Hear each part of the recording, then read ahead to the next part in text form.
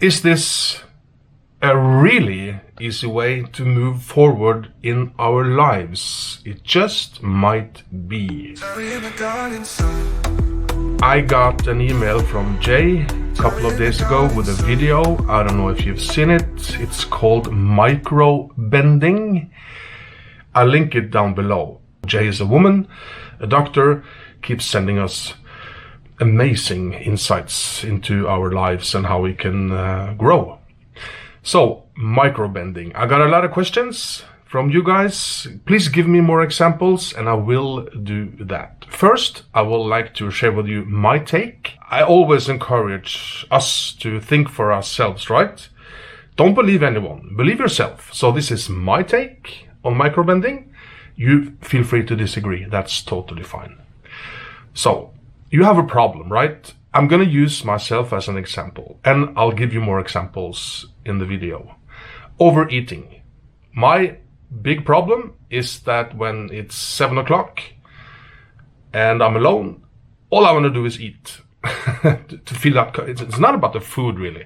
It's about the comfort, about the break, about turning my phone off, having tarry time with all that food. That's my problem, and you might have yours. And my overeating problem is a loop. It's a pattern.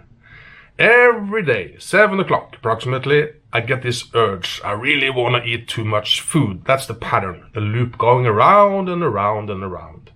So what Jay is suggesting is to micro bend the future by interrupting this, oh, I have to eat loop. Kind of make a little hole in the circle to disturb it, this loop somehow. And Jay uses the image of, rail tracks. If you move the rail track 1 millimeter to the left at the starting point, at the final destination will now be miles away from the original thought end point. So a small adjustment today can make a big difference later on. And I will now give you examples. For my loop, overeating at 7 o'clock, I will tap anything. Can be my arm twice, can be my fingers, can be my computer, can be my whatever. Tap twice and say welcome. And I say welcome to the more healthy Terry. That's all I do.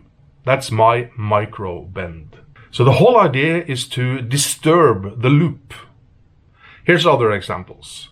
Let's say you have money issues, right? And you dread looking at your bank account on your phone. Oh no, that's the loop. Oh no, there's lack. I don't have enough money. I don't like to look at my bank statement. What you do? You flip your phone on the head, put it on the table for 2 seconds, pick it up, and now check your bank statement. Sounds silly, yes, but it's a micro bend. You're disturbing that loop of, no, I don't have any money, I don't want to look at my bank statements. You interrupt it. It's like shaking someone. Hey, listen! Oh, I turned the light on. Let's say you're in a meeting at work and your boss says, hey, can you say something about this project you're doing? And you're so scared of public speaking. So what you do, lift your chin 2 centimeters and keep it for 2 seconds and then go. You interrupted the pattern. The pattern would be you just thinking, oh, I'm so nervous I can't do this. Now, lift your head a little bit. That's the break. Another example, let's say you're overwhelmed, you have too much to do, you're stressed, you don't know where to begin. Pick up anything, a loudspeaker, a cup of coffee, anything, and count backwards from 3. 3, 2, 1, done.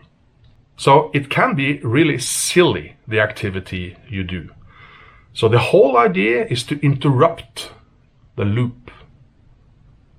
And Jay says, do this between 7 and 10 times, and that railroad track will have moved to your benefit. And this got me thinking. So in the video, which is linked down below, Jay says, no, this is not manifesting. Well, it's not in traditional sense. But if you look at the definition of the word manifesting, which is, bringing something to life, it might be manifesting. And I have been testing this also for things that I want, not just things that I want to fix. Well, that's what we did now, right?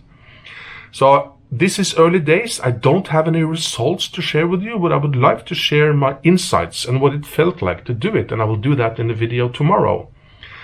Because I think there is something really, really cool. And I would love it if we could test this thing together now for interrupting the loop of the negativity in our lives.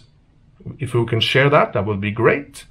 And tomorrow I will share my thoughts anyway on how we can use this as a manifesting tool, even though Jay says, no, it's not manifesting. But it is making changes in our lives to the better. So yeah, she might, no, she won't be angry, but this is my take on it. So tomorrow, thinking out loud about how to use this in that perspective. And another thing that occurred to me is that, well, if we really want to manifest something and we don't have it, maybe we have a loop. Do we have, I haven't thought this thought through, but what do you think about this?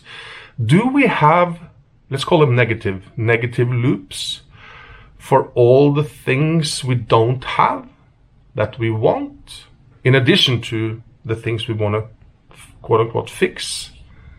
That's something it made me think.